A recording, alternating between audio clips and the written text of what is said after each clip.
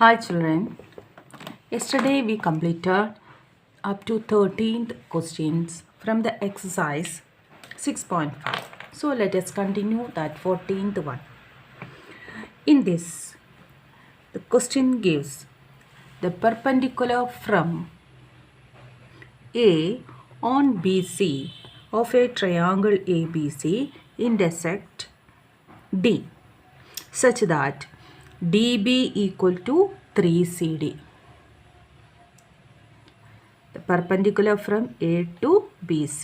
എയിൽ നിന്ന് B സിയിലേക്കൊരു perpendicular D എന്ന പോയിന്റിൽ മീറ്റ് ചെയ്യുന്നു.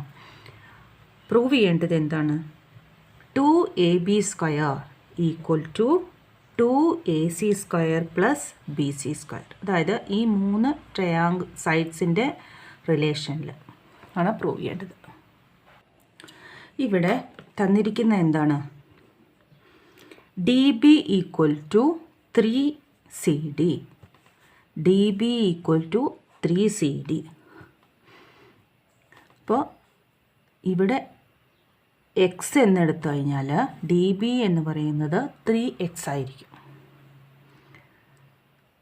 അതായത് ടോട്ടൽ ഡിവിഷൻ എന്ന് പറയുന്നത് ബി സിയുടെ 1/4 ആണ് സി ഡിയും ബി സിയുടെ 3/4 ആണ് ഇത് വരുന്നത് ഡി ബിയും. ഈ റിലേഷൻ വെച്ചാണ് നമ്മൾ പ്രൂവ് ചെയ്യാൻ പോകുന്നത്. അപ്പോൾ അതെങ്ങനെയാണ് നോക്കാം. D B equal to 3CD.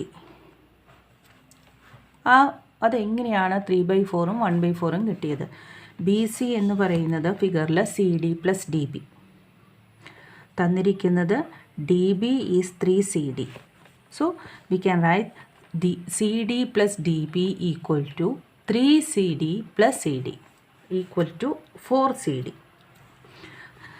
BC by CD equal to 4/1.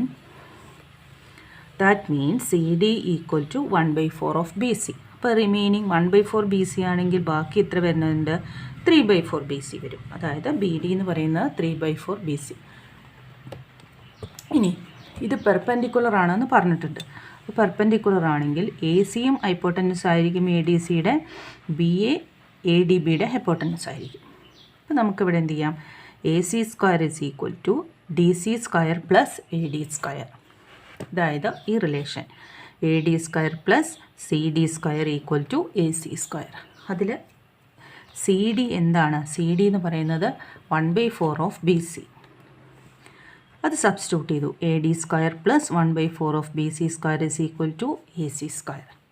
ഇനി next triangle A D B എടുത്താൽ എ ബി സ്ക്വയർ എന്ന് പറയുന്നത് A D square plus D B square. Then D B എന്താണ്? 3/4 ഓഫ് ബി സി.